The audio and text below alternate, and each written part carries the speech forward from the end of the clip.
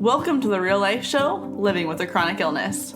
We are your hosts, Cassie and Chelsea. I'm Cassie, a single mom living with a chronic illness who is extremely passionate about living a full and happy life. And I'm Chelsea, a mindset coach that has a passion for helping people learn to put themselves first and be the best version of themselves each and every day.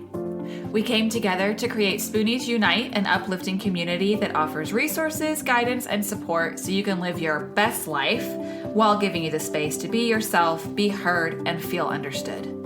This show is not only for those who live with a chronic illness, but their friends, family, spouses, and just anyone else existing on the earth. There's a little something in here for everyone. Thank you to our patrons for your continued support making this possible. If you love our show and want to get some extra goodies, go to patreon.com/therealspoonies-unite. Enjoy the show. Hello, everyone, and welcome to today's episode of the real life show, Living with a Chronic Illness. I'm Chelsea, and I'm here with Cassie. And today we are talking all about our takeaways and thoughts from our relationship mini-series that we are finishing up today. The last 3 episodes have been all about relationships, unsupportive ones, supportive ones, and we just wanted to kind of take a few moments to wrap up and talk about our thoughts and experiences from these last few conversations that we've been able to have and give you some kind of tangible tips going forward. Yes, we are ready to do that. Awesome. So we had the opportunity to talk to 2 people that are really important in Cassie's life, one of her best friends and her romantic partner, her boo thing. And so Cassie, I know there was lots of moments during these conversations that you felt really validated, that you felt really loved and supportive. So will you start by sharing kind of some of your thoughts from this whole experience? Yeah, some takeaways. I think the first thing was I never knew that other people maybe did not see me any differently, especially because I did see myself so differently. So that was really refreshing that, if you do get a diagnosis or you are chronically ill and you're so worried that everyone's seeing you as this different person and everything has changed, that very well may not be the case. So that was a really interesting thing to learn. Another thing I learned was people really do want to hear how you're feeling, and honesty really is the best thing, and trying to be open.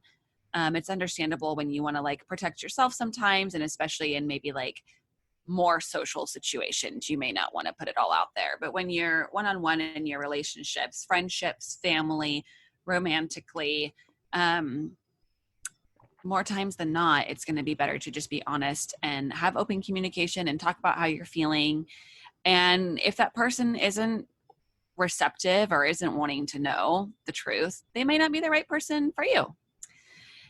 I think another takeaway would have been, you will never know what someone is really feeling unless you ask. Don't just assume that you know how they're feeling or what they're thinking. You really need to just have open communication. It's so important, and talk it out, discuss each other's needs. Say that you are feeling like you really just need to vent today. You're feeling really discouraged in your illness and you just need someone to talk to and an ear to listen to. Be open about that. And then ask, your friend or family member or romantic partner, is that okay if you can just be an ear for me right now? I don't need anything fixed. I just need to talk about it. Or maybe just say, I really need a hug today. Or say, I don't want to think about my illness or talk about it. I just want to go have some fun. Can we just not talk about it and just enjoy other stuff? I'm sick of talking about it. And being open with the people around you. And that way they can better choose if they can be, that person for you and give you that space. Another takeaway I got from these last couple episodes is you really do need to trust your gut and follow your intuition. Listen to your heart. Don't let your head just take over with things. If you have a strong feeling about something, it's very possible that could be right. It's good to sit there and kind of breathe and make sure it's not like your anxiety talking and fear. Really try to ground yourself and get into your heart space so that you can really follow your intuition in your relationships and see who should be there or not with you, and if it's okay to be open and honest and vulnerable with that person. And lastly, one of my takeaways would have been that you really need to make sure that you feel capable and strong on your own, as well. That still means that you can have space for someone else to come in, but you really need to do things that make you feel empowered on your own so that you know that you can tackle anything and get through anything because you're strong and you're tough and you go through a lot more in your everyday life than a lot of other people walking around the earth. And you need to remember that this too shall pass, whatever you've got going on. And yeah, just be strong. So that's what I would say were my biggest takeaways from doing this series. I learned a lot. I hope that a lot of you learned a lot from hearing other people's perspectives. And I would really encourage you to talk to your friends and talk to your partners and talk to your family members, and try to have these really open conversations like we did on over microphones for the world to hear. It was kind of scary, but it was great. And I hope a lot of you get to experience some of the freedom that I got to have from these last few episodes.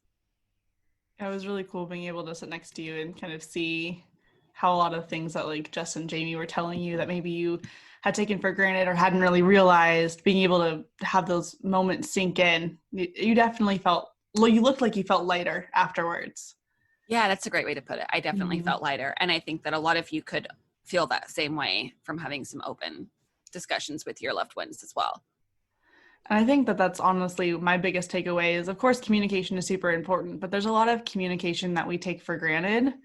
And so I think that, like, when you asked Jess, do you view me different since I got my diagnosis? And she's like, of course not. Like, just that right there was something that I think both of you took for granted. If you were like, oh, of course she looks at me differently. She obviously looks at me differently. And she was like, why would I look at you differently? And so by not having that specific open communication on that specific topic, you kind of both took for granted your opinions of each other and how you viewed each other. And by being able to put it out in the open, a lot of positivity was able to come from that moment.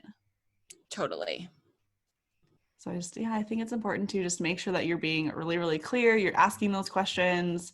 I know in my own life, I found that a lot of times I think I'm being really clear on something, but I'm probably still like more on the I'm hinting at it type of a deal than being very, very upfront and like, no, this is what I want, this is what I need. I want to know how you feel. This is how I feel about this.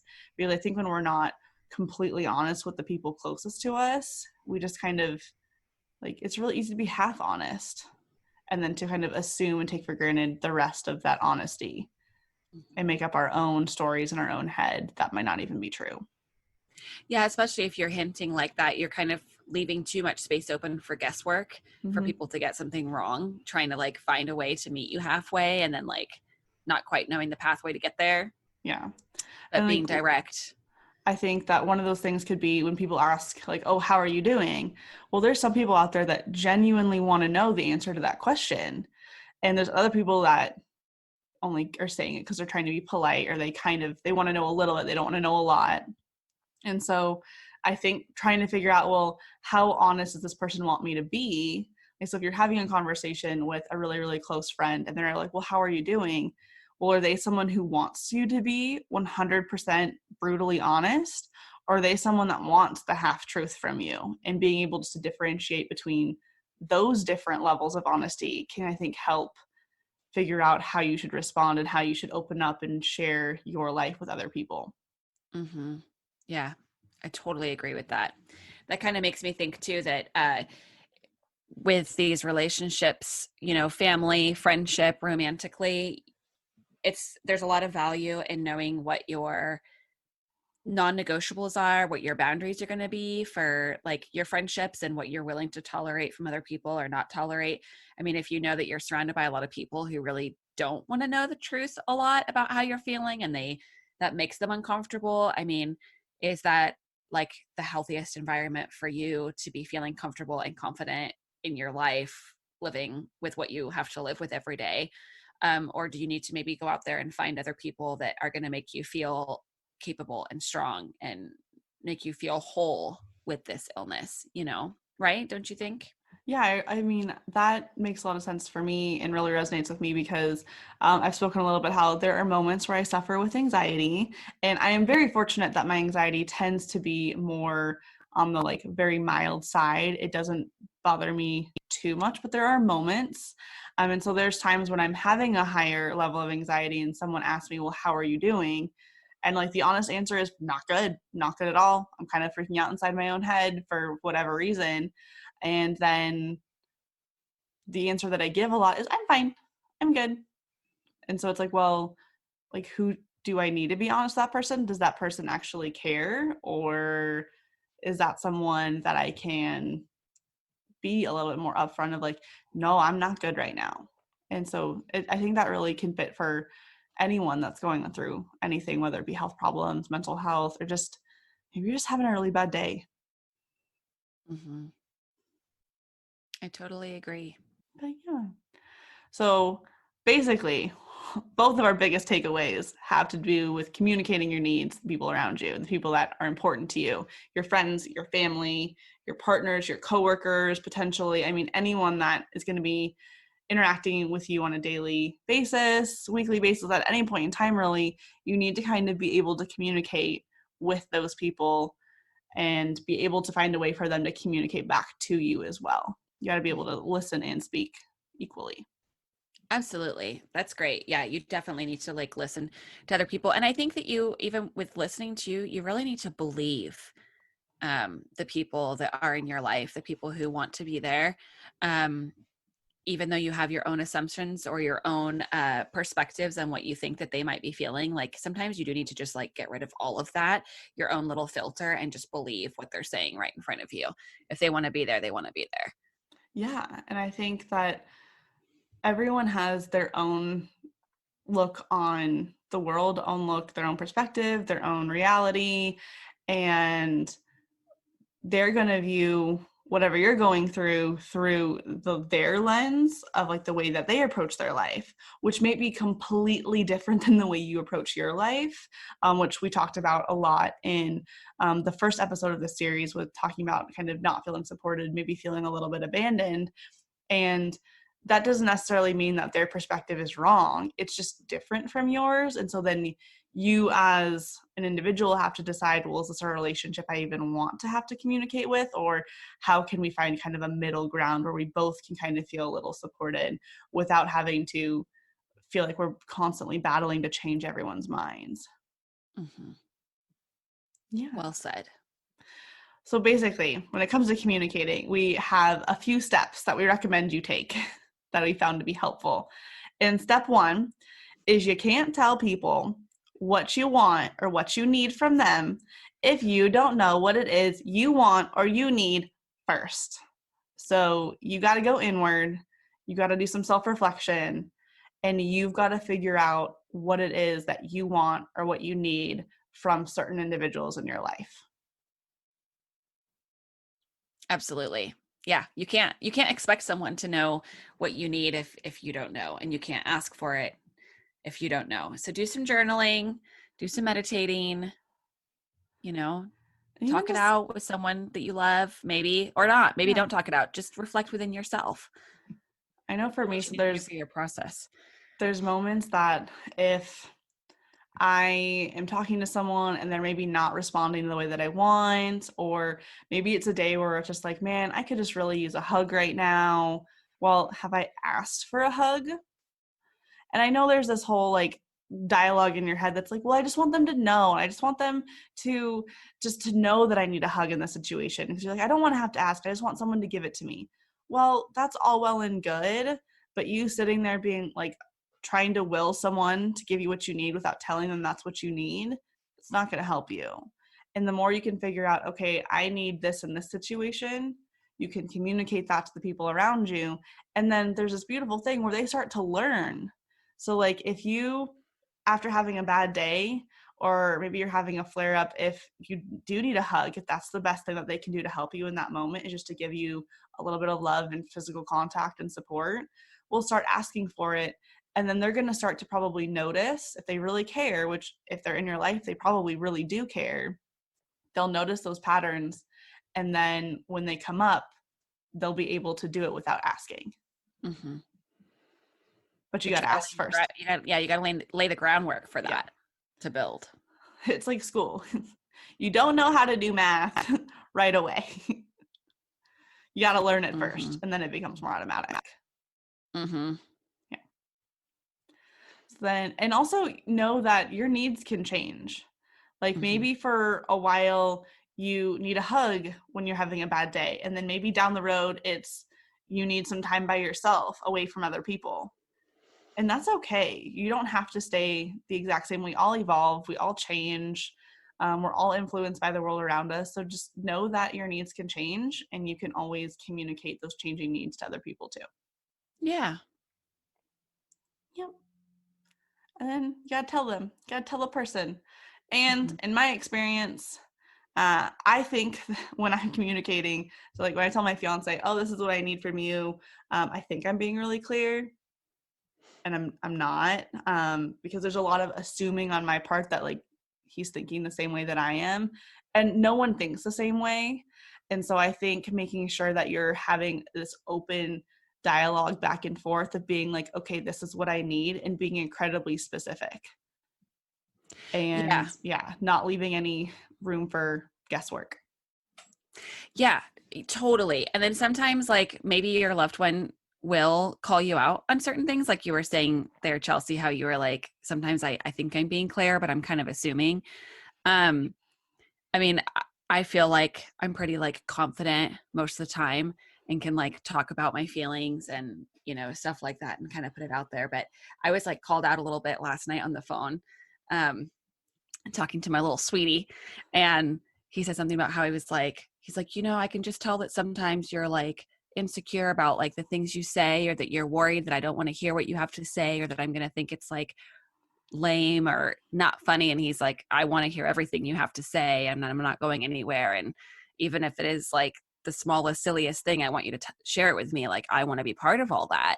And I don't want you to worry, you know, that I'm going somewhere or something. And I kind of was like, oh, you're so observant and attentive, because I didn't even consciously know that I was like sharing some of those little bits of like insecurity and stuff. But then as soon as that was like brought to my attention, it like resonated really deeply, where I was like, oh my God, I'm totally doing that.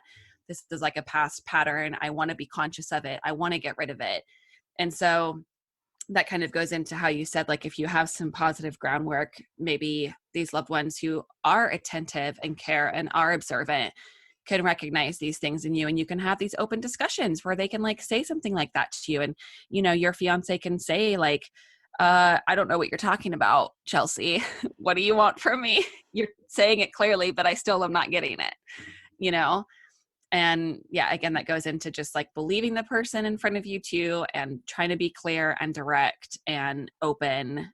And then it's just so much more fulfilling anyway, because you know that you have really authentic relationships. Yeah. Right? 100%. And I think Totes. that at the same time that you're communicating your needs with the people around you, you also need to be willing to hear their wants and their needs. Yeah. So like one thing, me and my fiance, this is a story of me getting called out. We have always We tried all to need have, it. oh, it's good for us, but like we strive really hard to have open lines of communication. We both have been in relationships in the past where that maybe wasn't as true, and so we've made a conscious effort to try to have that not be the case with us now. And so if something bothers me that he's doing, I'm very upfront and open about it. And I don't try to do it in a mean way. I'm just like, hey, this bothered me. Here's a workaround of how we can make this work better in the future for both of us. And then there was one day he was like, I feel like I can't tell you the same stuff. He's like, I feel like I can't tell you if something's bothering me. I feel like you just explode when that happens. And so that made me really have to step back and be like, okay, well, how am I reacting when he brings something up? Am I going on the defensive because that's a past behavior pattern that I have from past relationships and just stuff in my past? or am I actually sitting there and trying to listen honestly and be calm and take steps to change it instead of automatically going on the defensive? And so when he was able to kind of call me out on that, that made me self-reflect and be like, okay, well, I don't want to be that old version of myself. I want to be a better version of myself for him. And so it got me to also change some of the patterns that I was doing and change the way I was communicating in a way that was good for both of us. So it's got to go both ways. I think that's really great. I think especially like to sit there and look at like, oh my gosh, why am I being defensive right away? Especially when you know that you do want to listen. And it's such an opportunity for growth. And ultimately in all of your relationships, romantically, friendship, and family, you want to be in a like 2-part or multiple part, whatever you're into, relationship to grow. Ultimately, the people that we're sharing, our lives with in all the different ways should be encouraging growth. Yeah. And I definitely know, like, for me, if I'm not treating a friend the way that they really want to be treated, I would like them to share that with me. Then, because I'm definitely not always the best long distance friend. I can go months between talking to some of my best friends from growing up because we just don't live in the same place. But that doesn't, we're like, my brain goes to, just because I'm not talking to you every day doesn't mean we're not best friends. Where some people need that more constant communication. And so I know that's been something for me that I've had to kind of prioritize. Okay, well, this friend needs a little bit more of my attention to know that we're still friends. This friend doesn't maybe as much. So how can I kind of make sure that they're both confident in our relationship without having to have it be draining on me too? And kind of having those extra lines of communication again. Yeah, totally. That's really important too. Because I have like almost all long distance friendships with my closest girlfriends. And Cassie's phone is constantly blowing up. I swear every time we hang out to get some work done, like at least one phone call comes in, text messages. Cassie is good at the long distance friendships, and I'm not. yeah, I'm a social butterfly, and I've been doing long distance, with friendships and romantic relationships and family relationships for as long as I can remember, because I moved continents when I was like 11 years old and left my whole family behind in England. And so, yeah, I think that's probably started like the trend of being good at staying in touch.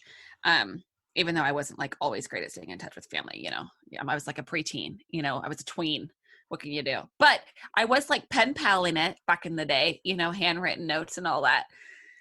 Anyway, yeah. But with my girlfriends, I've definitely had like chats of kind of saying like, I really appreciate that we can go weeks, or months without talking, and we can just pick right back up from where we left off. Or I have one friend who lives in Coeur d'Alene, and she and I text like constantly, but we like never talk on the phone. And then every like 3 to 6 months, we're like, oh my God, I miss you so much. We've got to FaceTime right now. And like we did that last week, and we FaceTimed for like 4 hours and like really caught up, and then yeah, so you do have to like talk with your relationships and see what it is that you both need to feel secure in the relationship, friendship, family, romantic, whatever it might be. And yeah, this was a really awesome series to do, and I just really would encourage all of you to have some of these conversations with your loved ones and ask questions and ask them, do you see me differently? Do you think that a lot of our conversations are different than what they used to be before my illness? Or, how, like, it just feels good to just freaking talk it out and have it out there.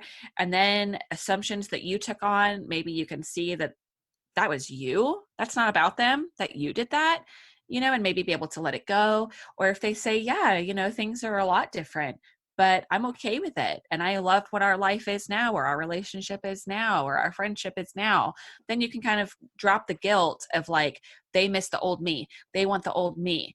And you can just be like, wait, they still love me for who I am. They still like hang out with me now. This is okay. And because ultimately it's about dropping the guilt and just enjoying your relationships. You're supposed to be happy. Life is supposed to be wonderful. Your family, friends, and romantic relationships are supposed to enrich your life.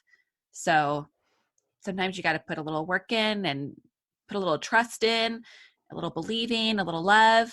and then it can enrich you to the fullest. Oh, I really Yay, liked, fulfillment. I like that. I like the way you said that. Just flowed right out of me. What can I say? It was beautiful. I think it's also just really important to remember to trust, to truly, truly trust that the people that want to be in your life will be there no matter what. If they really don't want to be there, they'll find a way to leave, and that's okay. If they really want to be there, they will be there no matter what. It's true. Yeah. Yay. Well, we hope that you found this series helpful. We would love to hear your thoughts. If you have any questions, maybe if this episode helped you have a conversation with someone, we'd love to hear how it goes. And we will talk to you all soon. Yay. Have a great day. Bye. Bye. We hope you enjoyed today's episode. Please write us a review to help us reach more people like you. If you'd like to connect with Cassie and I, you can find us on Instagram at The Real Spoonies Unite. You can also join our private Facebook community, Spoonies Unite, or you can visit our website, therealspooniesunite.com, for all sorts of resources and to stay up to date with our current projects. And don't worry, you can find all of these links in the show notes below. Thank you to our wonderful Spoonie patrons for all your support, and you can become one too. That's right. All you have to do is go on over to patreon.com/therealspooniesunite, and you can get all sorts of extra goodies like videos of our episodes and more. Any support is greatly appreciated. It helps enable us to create more content for all of you, as well as make this podcast sound better and better. Thanks for listening. We can't wait to be back in your ears soon.